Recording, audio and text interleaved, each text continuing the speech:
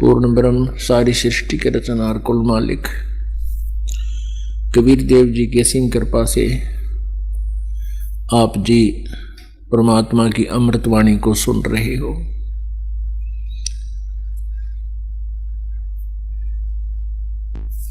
परमेश्वर कबीर देव जी ये वो सुप्रीम पावर हैं, वो परम पिता हैं, सबके कुल मालिक हैं, जिन्होंने ये सब सृष्टि रची है, जिनसे हम सभी प्राणियों की उत्पत्ति हुई है।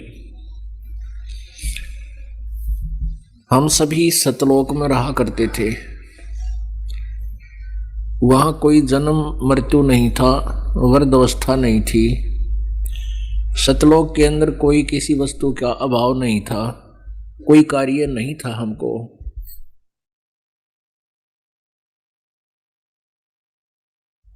परमात्मा की वहां एक विशेष कसक हमें बनी रहती थी। हमारा स्थायी वहां परिवार था, बहुत ही अच्छे हमारे महल वहां पर बने हुए थे। उन सबको त्याग कर हम अपनी नालायकी के कारण इस काल भगवान जो इस 21 ब्रह्मांड का स्वामी है, ये भी वहीं रहता था। ये भी हमारा ही भाई है, ये एल्डर ब्रदर है, अपना बड़ा भाई है। इसने वहां गलती की, इसके साथ साथ हमने भी गलती की, जिसके परिणाम स्वरूप हम इस दुखमय स्थान पर आ गए। जब तक हम अपने स्वलोक नहीं चले जाएंगे जहां हम रहा करते थे, तब तक हम यहां सुखी नहीं हो सकते। पहले तो हमें यहाँ ऐसा शरीर मिला हुआ है, इसमें सुख नाम की वस्तु है ही नहीं। फिर ऐसा स्थान मिला है कि यहाँ सुख कहीं पर भी नहीं है। पुण्यात्माओं, हम जरा सा विवेक से काम लें, परमात्मा के दिए हुए ज्ञान को आधार बनाकर हम गहराई से सोचें, तो आप जी आसानी से समझ सकते हो कि हम कौन हैं, कहां से आए हैं और यहां हम कर के रहे हैं, हम क्या कर रहे हैं। जो हम क्रिया कर रहे हैं इसमें हमारी व्यवस्था ज्यादा है, मजबूरी अधिक है। उस मजबूरी से प्रत्येक आवश्यकता जन्म ले लेती है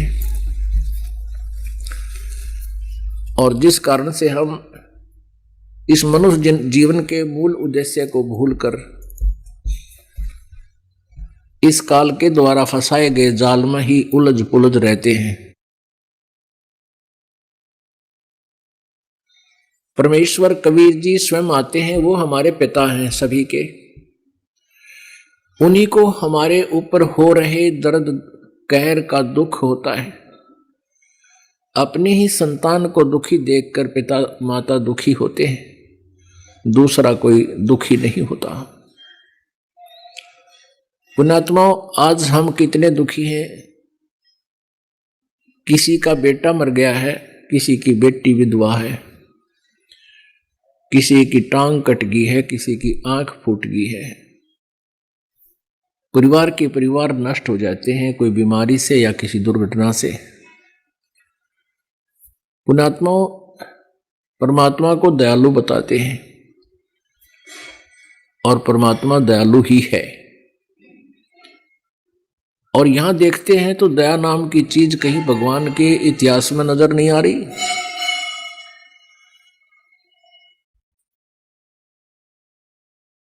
नमस्कार, स्वागत है आप सभी का हमारे बेहद खास प्रोग्राम में। मैं हूं आपके साथ। एक व्यक्ति ने इकलौता पुत्र था, उसका अच्छी शिक्षा कराई, उसको अच्छी शिक्षा दिलवाई, विवाह की तैयारी थी, अच्छी पोस्ट HCS पोस्ट पर वो नियुक्त हो गया। विवाह की तैयारी हो रही थी, उसी दिन एक्सीडेंट में मर गया। दुर्घटना के अंदर उसकी मृत्यु होगी। पुण्यात्मा, और भी बहुत सी ऐसी घटनाएं हैं जो आप जी को भी मालूम है। परमेश्वर कहते हैं इस बात को सभी जान जाते हैं, कौन सी डूबन की है, कौन सी तरण की, लेकिन ख्यास नहीं करते, जोर देकर विचार नहीं करते। जब तक हम विचार करना की आदत नहीं डालेंगे प्रत्येक घटना पर, तो हम यहां से हिलेंगे नहीं, ठीक है, जैसी भक्ति आप कर रहे हो, साधना कर रहे हो, इसका फल आपके गुड अकाउंट में लिखा जाएगा। और कभी मनुष्य जन्म होगा तो आपको ये पुण्य धर्म जो आप कर रहे हो इस सच्ची साधना का, ये तो ढेर मिल जाएगा। लेकिन यह दुर्गति मिटे नहीं जब तक आप यहाँ से हृदय नहीं हटाओगे कि हम यहाँ आए किस लिए हैं और किसके लिए हम यहाँ सारा जीवन व्यर्थ कर रहे हैं। क्या संतान के लिए? हाँ, संतान के लिए। और संतान का ना पता ही नहीं वो कल के हो जाए उसके संग में। तो ऐसी दुर्घटनाओं को टालने के लिए भी समर्थ शक्ति की आवश्यकता पड़ती है। वो समर्थ कबीर देव है जो हमारे प्रारब्ध के अंदर आने वाली दुर्घटनाओं को, घटनाओं यानी कोई और भी कोई किसी प्रकार का आपदाएं हैं, उन सब को वही टाल सकता है। अन्यथा कोई भी प्रभु जिनको आप इष्ट मानकर पूजा करते थे, श्री ब्रह्मा जी, श्री विष्णु, श्री शिव जी और ब्रह्म पर ब्रह्म दुर्गा जी, ये हमारे प्रारब्ध में अंतर नहीं कर सकते, कोई चेंज नहीं कर सकते, परिवर्तन नहीं कर सकते। आपके भाग्य में मृत्यु है तो मृत्यु होगी ही होगी, लेकिन एक परमात्मा है, वो पूर्ण ब्रह्म सत्य पुरुष। वो यदि आप परमात्मा की शरण में सच्चे दिल से लग रहे हो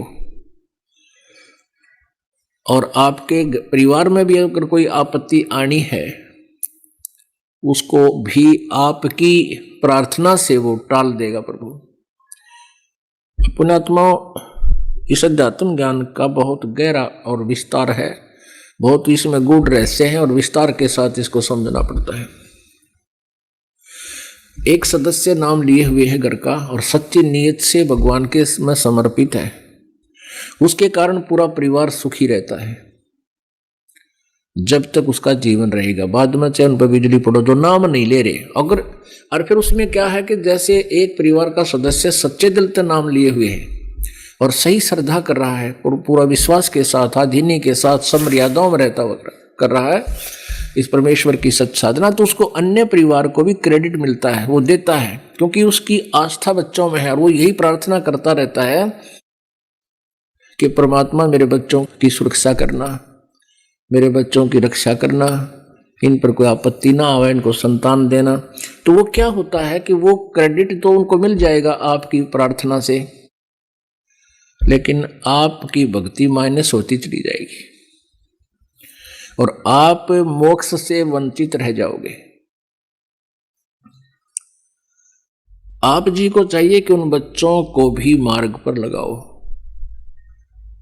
उनको भी मार्ग पर लगाओ। जैसे किसी के एक ट्रक के, किसी के जो है ना कार में या पंचर हो गया, हवा निकलेगी और दूसरे के टायर, ट्रक के टायर से उसमें डाल देंगे तो ट्रक भी खड़ा रहेगा। फिर वो ट्रक के अंदर से जो टायर से यानी ट्यूब से हवा निकाल कर वो छोटे व्हीकल के पहिए में डाल दी, व्हील में,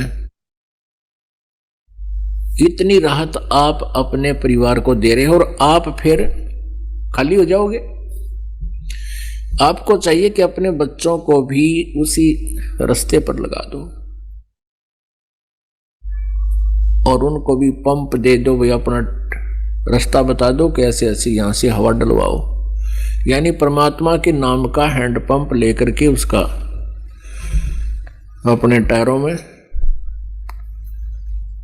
हवा डालो, एक दूसरे को ना दो। कहने का भाव यह है कि हमने इस अध्यात्म मार्ग को सुनना है, क्योंकि ऐसे बहुत से प्रमाण हैं। जैसे एक टटीरी थी, टटीरी एक पक्षी था, वो पिछले जन्मों के टायर, उसने पिछले जन्म जन्मांतर की भक्ति की हुई थी, उसके संचित कर्मों में डिपॉजिट थी, और फिर उसके ऊपर आपत्ति आई कि उसने टटीरी पक्षी के रूप में वो जन्म था, उसके बच्चे अंडे उसने उत्पन्न कर दिए कुरुक्षेत्र के मैदान में, और वहां पर 18 करोड़ सेना इकट्ठी होगी युद्ध के लिए।